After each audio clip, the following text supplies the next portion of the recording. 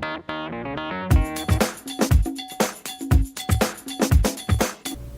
this is Sitima Fowler, CEO of Capstone Information Technologies. I'm here with Mike Russo from Managing Director of Freed Maxick CPAs.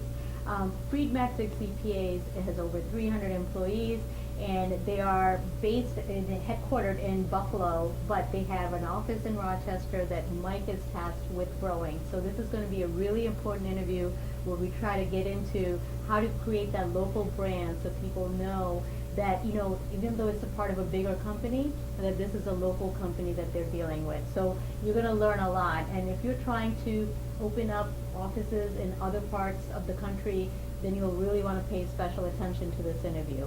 So welcome, Mike. Thank you for joining us. Thank you. Okay, so when I sought out Mike, I really was interested in seeing what he's doing to grow the Rochester firm. So even though it's based headquartered in Buffalo, what are some specific things are you doing to grow the Rochester market?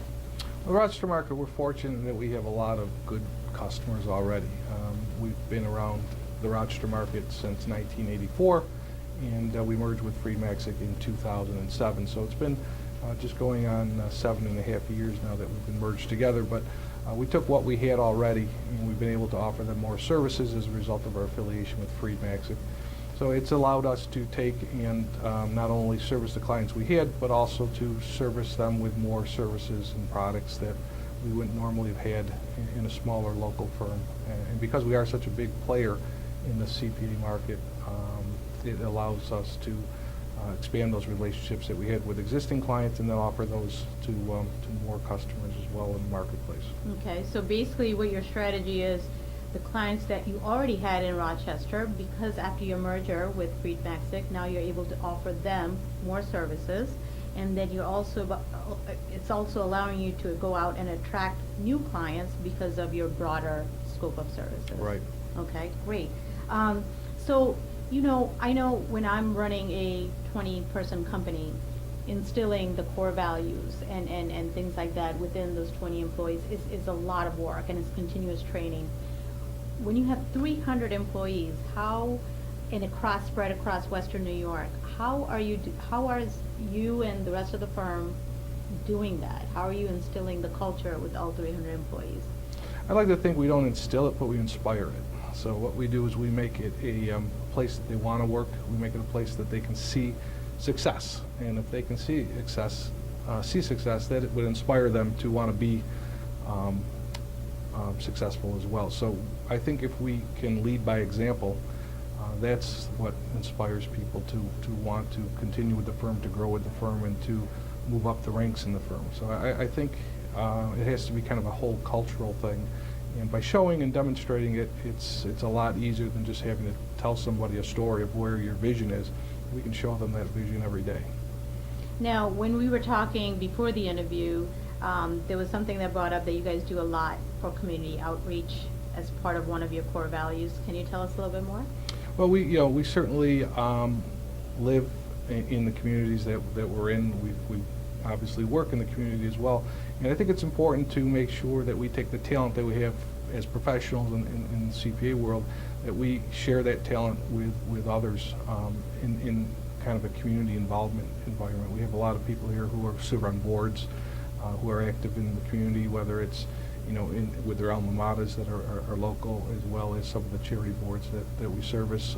We do fundraisers from time to time as well. So those are some of the things we do, but that's part of our culture, is to give back to the communities in which we live and work. Do you feel like that comes back to you too in terms of new clients? It does have an appeal, because some people will say, I saw you here, or I saw you there, or geez, we know you from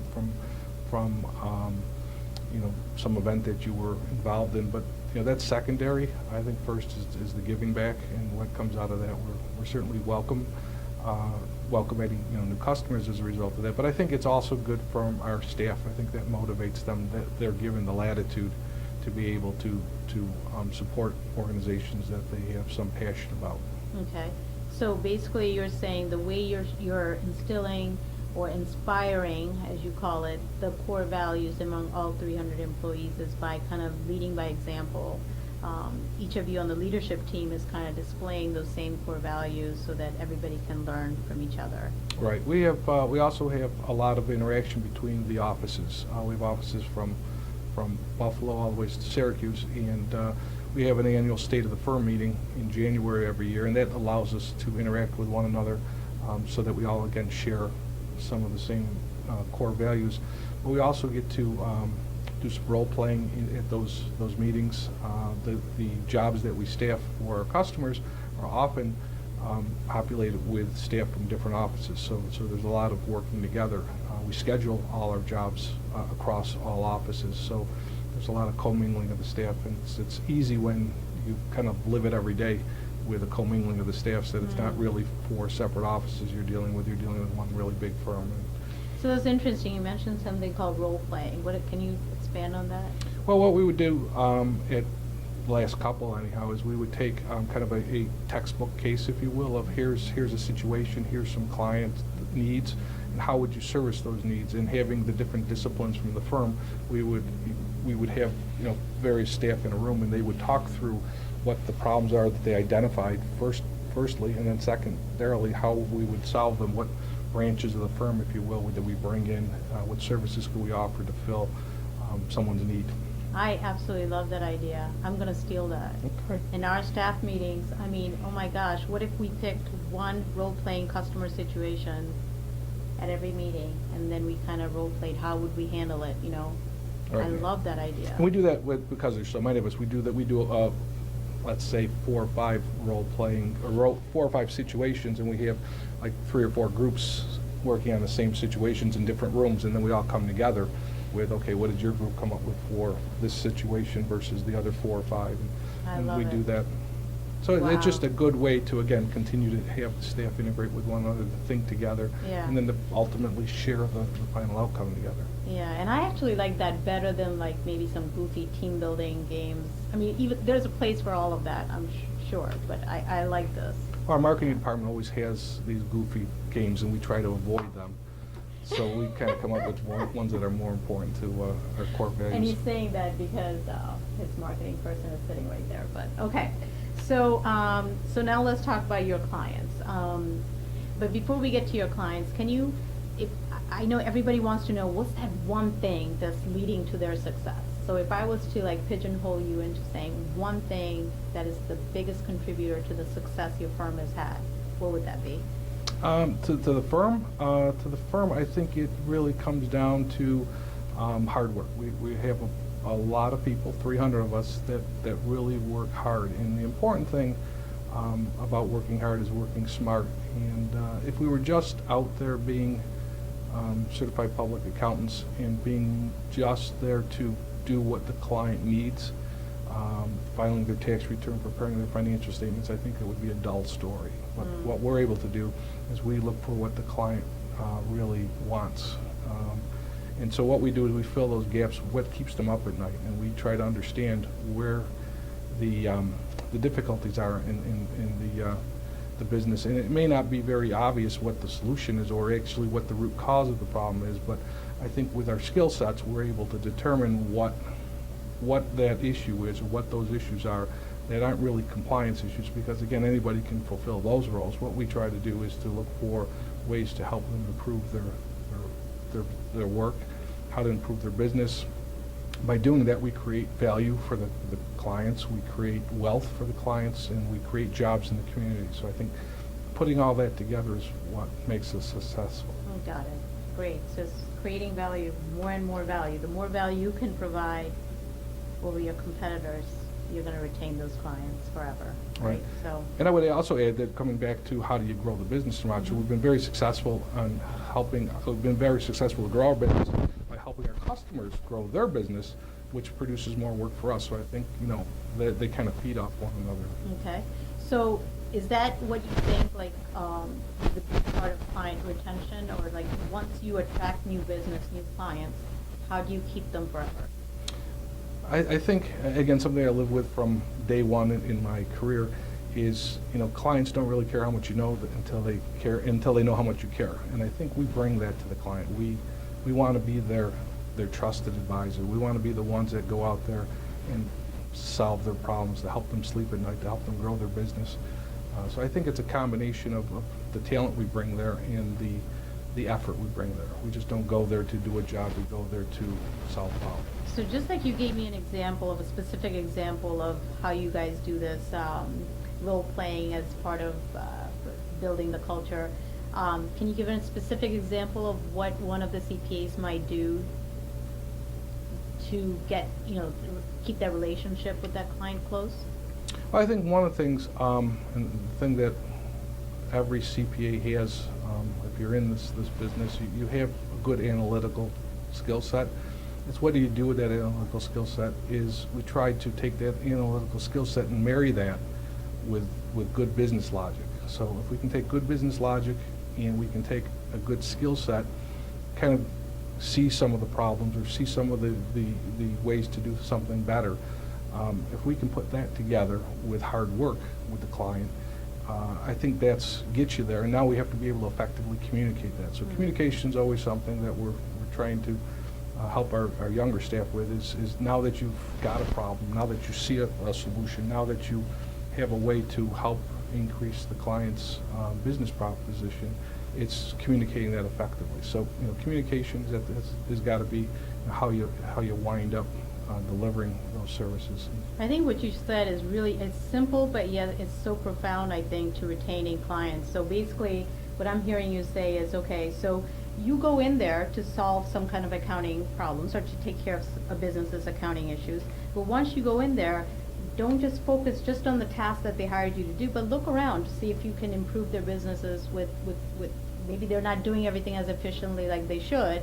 Offer them that kind of consulting and then put it in a term so that business owner understands what it is that you're trying to make better.